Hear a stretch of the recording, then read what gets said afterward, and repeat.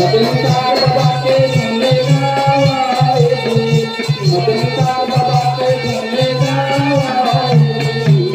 सुना था संगवारी भैया, मदनकार बाबा की कहानी गाया था भैया हो। सुना था सुंदर कतार भाई मोर महान उपदेश है जी।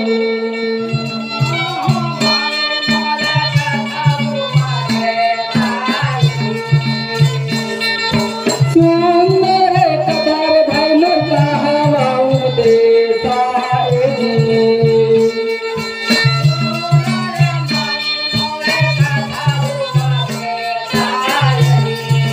रागी भैया सुंदर कथा गुरु घासीदास बाबा के जब महान उपदेश का संगारी और अमन के बीच में सुनाता भैया देखने से कहते हो संगारी सतपुरुष ला भेजा था संदेश है जी, सतपुरुष ला भेजा था संदेश है जी, सतपुरुष ला भेजा था संदेश है जी।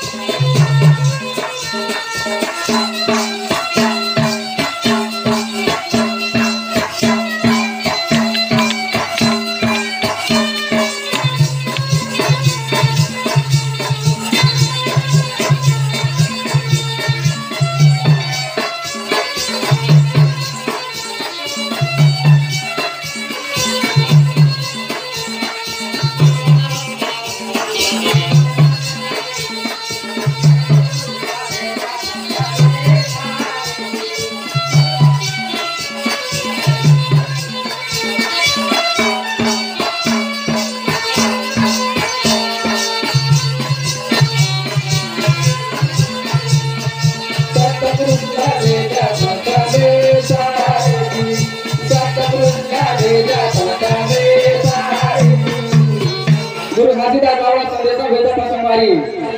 सुना तो भैया मैं एक छोटे बालक समान है जी,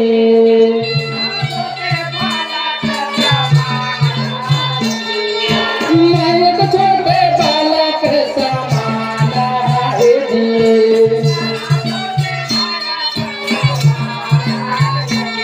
रागी भाई मैं एक छोटे बालक के समान है संगवारी। वो पूरा पूरा के कहानी माँ क्या गा सकूं तुम्हारी, लेकिन मनी तुझा जो भी मन में आवा थे वो बाबा के कथा मंगल लगा दो तुम्हारी। कैसे कहते भैया सतपुरुष के ध्यान लगाना है जी, सतपुरुष के ध्यान लगाना है जी, सतपुरुष के ध्यान लगाना है जी।